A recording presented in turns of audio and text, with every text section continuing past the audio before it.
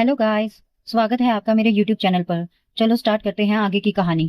उससे विनम्रता से पूछा गया, तुमने अब तक खाना क्यों नहीं खाया? वह बहुत डरा हुआ था और बोला, मैंने अभी खाना पूरा नहीं किया था। उसे जबरदस्ती बीच में ही खींचकर ले जाया गया क्योंकि सिसिलिया ने उसे बुलाया था। सिसिलिया ने सोचा, उसे तो ये तक एहसास नहीं है कि वह प्रिंस है। उसने कितना कुछ सहा होगा, वो भी इतनी छोटी उम्र से। उसकी अचानक मौजूदगी से बड़ी मुसीबत खड़ी हो सकती है। लेकिन फिर उसने सोचा, उसने कुछ गलत नहीं किया है। उल्टा अगर वह मुझसे बदला लेना चाहे तो इसमें उसका दोष भी नहीं। आखिरकार मेरे पिता ने ही उसे अस्तबल में कैद कर रखा था जैसे कोई जानवर। सिसिलिया ने सोचा, आखिर मैं इस बच्चे के लिए क्या कर सकती हूँ। फिर उसने कहा, खैर, मैं खुद को भूखा नहीं रख सकती, चलो कुछ खाते हैं। वे दोनों खाने की मेज पर गए जहाँ तरह तरह के व्यंजन सजाए गए थे। मांस से लेकर फल तक सब बहुत अच्छे तरीके से परोसा गया था। सिसिलिया ने उसे कुछ सॉसेस परोसी और कहा, अगर चाहो तो और ले लेना। ईथन ने उसे ऐसे देखा जैसे सोच रहा हो, ये महिला तो जैसे सच में किसी महल में रहने वाली रानी जैसी लगती है। फिर ईथन एक कुर्सी पर बैठा और एक सर्वेंट उसके बाल संवारने लगी। उसी समय एक और सर्वेंट ने कहा, वह अब भी कितनी खूबसूरत है। यकीन नहीं होता कि वह एक योद्धा है क्योंकि वह इतनी सुंदर है। बाल संवारने वाली सर्वेंट ने पूछा, क्या सच में अगली डीचेस बनेगी? ईथन अपने विचार में खो गया। ईथन ने सोचा, अगर ऐसा हुआ तो वह इस राज्य की पहले महिला ड्यूक होगी। जब मैं प्रिंस था तब केवल 4 ड्यूक थे। उनके नाम तो मुझे याद नहीं, लेकिन सोरेज तो बिल्कुल नया था। फिर उसने सोचा, शायद वह भी दूसरों की तरह मुझसे फायदा उठाना चाहती है। आईने में खुद को देखकर उसने निश्चय किया, मैं अब कभी किसी के हाथों इस्तेमाल नहीं होऊंगा। मैं दांत भींचकर सब याद ना रखने का नाटक करूंगा और उसको यही दिखाऊंगा कि मैं एक बेकार और मूर्ख इंसान हूँ। उसने खुद से वादा किया, कम से कम यही करना होगा। फिर अचानक उसे सिसिलिया की बात याद आई जब उसने उससे खाने को कहा था, और उसने सोचा, सच में मैं तो खुद को ही भूखा मार रहा हूँ। याद है ना, उसने मुझे खाने को कहा था, भले ही वह कभी ड्यूक रही हो। उसने मुझे अपनी बाहों में उठा लिया था, मेरी गंदगी की परवाह किए बिना। मुझे प्रिंस की तरह नहीं बल्कि किसी और कुलीन बच्चे की तरह माना। मैं हूँ ईथन जी, ग्रासमैन साम्राज्य का युवराज और ताज का असली उत्तराधिकारी। जब मेरा अपहरण हुआ था मैंने बार बार उन गुंडों को अपनी शाही पहचान बताई, लेकिन नतीजा सिर्फ हिंसा और यातनाएं ही निकला। उस दर्द ने मुझे तोड़ दिया। मैं ऐसा बनने लगा मानो मुझे कुछ याद ही ना हो, मानो मैं राजकुमार ही ना हूँ। यही वे चाहते थे, मगर भीतर ही भीतर मैंने अपनी पहचान को कभी मरने नहीं दिया। शायद वही सब कुछ बदल दे, शायद वही मुझे मेरा असली भाग्य वापस दिलाए। उधर सोफिया उत्साहित होकर बोली, हार्थवेड कैसल का खाना हमेशा कितना स्वादिष्ट होता है। काश मेरे महल का खाना भी इसका आधा अच्छा होता। सिसिलिया अपनी स्टिक खा रही थी। उन्होंने उत्तर दिया, अच्छा, कुक पैसे मांगता है, तुम्हारे पैसे बतौर लॉर्ड। सोफिया मुस्कुराई और बोली, तुम्हारा तो सचमुच हर सिक्का वसूल है। ईथन ने मन में सोचा, एक औरत लॉर्ड, क्या ये मुमकिन है? उसकी थाली खाली देख सिसिलिया ने फिर उसमें खाना परोस दिया। ईथन ने सोचा, वह इस बात का ध्यान रखती है कि मेरी थाली कभी खाली ना रहे। सिसिलिया लाल रस पीते हुए बोली, मैसेज वेल्स ही तो हार्थर रेड का गर्व है। रिश ने पूछा, सुना है आप ज्यादातर मेंस कुक से भी अच्छी सैलरी देती हैं, क्या ये सच है? सिसिलिया ने सहज भाव से कहा, ज्यादातर मेंस कुक से नहीं, मैं उन्हें दुनिया के किसी भी कुक से अच्छी सैलरी देती हूँ, लेकिन खाली सैलरी ही वो वजह नहीं है जिसके चलते वो हमारे साथ बने हुए हैं। क्रिश ने पूछा, क्यों वही? उसने जवाब दिया, क्योंकि पिता ने टॉम वेल्स की शिक्षा की जिम्मेदारी लेने का वादा किया था। क्रिश गुस्से से चिल्ला उठा, टॉम वेल्स मतलब मिसेज वेल्स का पहला बेटा? हाँ, लोग कहते हैं कि हर माँ बाप की चाह होती है कि उनके बच्चे को सबसे बड़े रुतबे वाले पढ़ाएं, लेकिन फिर भी वे तो आम लोग हैं। सोफी ने उसका मजाक उड़ाते हुए कहा, तुम्हारे पिता सचमुच खाने पीने के बहुत शौकीन थे। ऋष बोला, वो सिर्फ खाने के शौकीन नहीं थे, उन्हें शराब, औरतें, युद्ध, ताकत, ज्ञान, जुआ और यहाँ तक कि राजनीति सबका शौक था। ईथन ने मन ही मन सोचा, यहाँ एक औरत ड्यूक बनने वाली है, एक औरत लॉर्ड है, और सिर्फ अच्छे खाने के लिए एक आम आदमी के बच्चे को शिक्षा मिल रही है। यह सब कैसे मुमकिन है? किसने मुझे यहाँ लाकर बंद किया? उसने कभी मुझसे मिलने की कोशिश तक नहीं की, ना मुझे मनाने की कोशिश की, ना ही मेरी टो ली। बस मुझे एक कमरा और इतनी सी रोटी दी गई, मैं जिंदा रह सकूं। अगर यही उसका इरादा था, तो फिर मुझे यहाँ क्यों लाया गया? मुझे बार बार बेचा गया जैसे कोई सामान। बिस्तर पर लेटकर मैं रो पड़ा। इसमें कोई कारण तो जरूर होगा, लेकिन अगर मुझे मेरे पिता के पास ही पहुंचा देते तो क्या वह सबसे बड़ा इनाम नहीं होता? सबसे बड़ा सामान। पिता, माँ, चाचा। तभी खिड़की से कोई आवाज आई। मैंने साफ सुना। आवाज तो खिड़की से आई है। डरते डरते उसने खिड़की खोली और देखा कि बाहर सिसिलिया खड़ी थी। अचानक उसे देखकर ईथन चौंक गया और पूछा, तुम यहाँ खिड़की पर क्यों हो? सिसिलिया थोड़ी जेब गई और बोली, अरे तुम जाग गए। मैं तुमसे अकेले में बात करना चाहती थी, इसलिए आई हूँ। वह खिड़की से अंदर आ गई।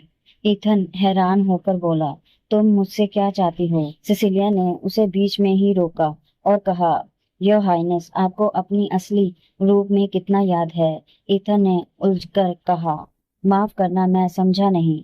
भीतर ही भीतर उसने सोचा, मैंने कभी नहीं सोचा था कि वह यह बात इतनी सीधे पूछ लेगी। मेरे लिए तो यह जीवन और मृत्यु का सवाल है। क्या सचमुच उसे लगता है कि मैं इतनी आसानी से सब बता दूंगा? क्या उसे पता भी है कि मुझे मेरी पहचान की वजह से कितनी बेरहमी से सताया गया था? दुख से घिरा हुआ ईथन ने अपना हाथ भींच लिया। आंसू उसकी आंखों से बाहर निकले। सिसिलिया ने दुख जताते हुए कहा, योर हाइनेस, मुझे यह बताते हुए बहुत अफसोस हो रहा है। आपकी दुर्घटना के अगले साल महारानी गंभीर बीमारी के कारण चल बसी। फिर उसने एक और झटका दिया और पिछले साल ही उनके बाद महाराज भी चल बसे। ईथन चौंक कर बोला, क्या? जब सिसिलिया ने उसके माता पिता की मौत की पुष्टि की तो ईथन की दुनिया ही ढह गई। उसने भीतर से सोचा, मर गए। भावनाओं को नियंत्रित करते हुए वह रोने से खुद को रोकने लगा, क्योंकि रोना सब कुछ स्वीकार करने जैसा होगा।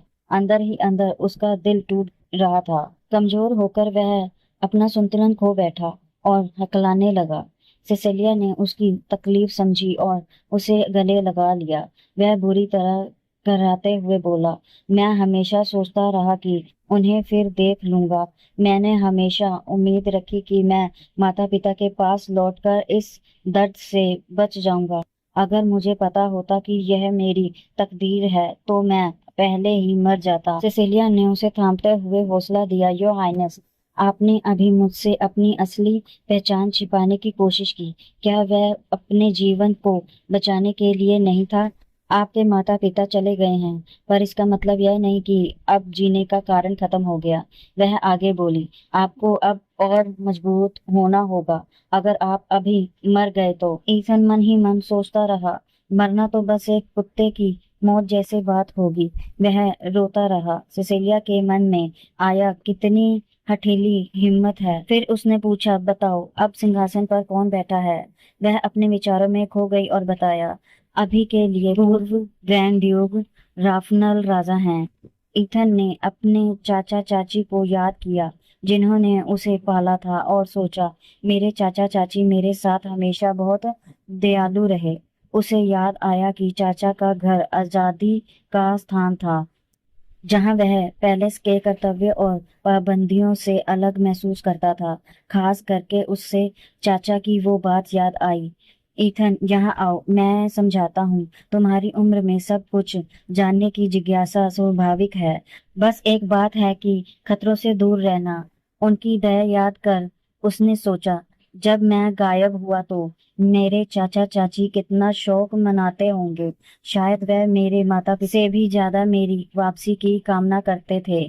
सिसिलिया ने सिर झुकाकर घुटनों पर आकर कहा, योर हाइनेस, मैं सिसिलिया सीरियन हार्ट्रेस से आपको अपना नाम बताकर वफादारी की कसम खाती हूँ। मैं आपकी सेवा करूंगी। ईथन संदेह भरे स्वर में बोला, तुम मेरे पाले में हो, यानी मेरी तरफ? उसने पुष्टि की, हाँ योर हाइनेस। ईथन के मन में फिर शक आया, पर वह भी झूठी निकलेगी। फिर वह बोला, मुझे सिंहासन पर वापस बिठा दो।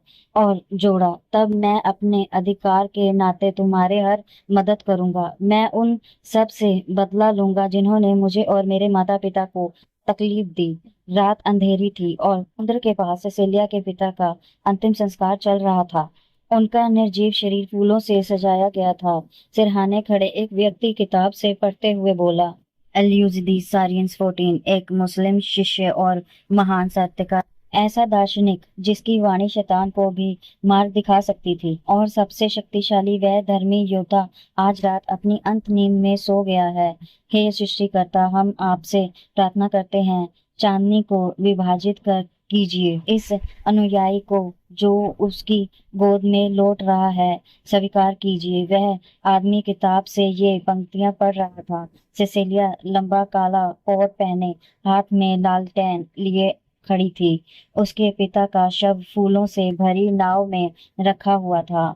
वह व्यक्ति आगे बोला, हम आपसे प्रार्थना करते हैं कि हे सृष्टिकर्ता, चांदनी को खोल दीजिए और हमारे मृत को अपनी गोद में ले लीजिए। सिसिलिया का मन शोक से भर गया।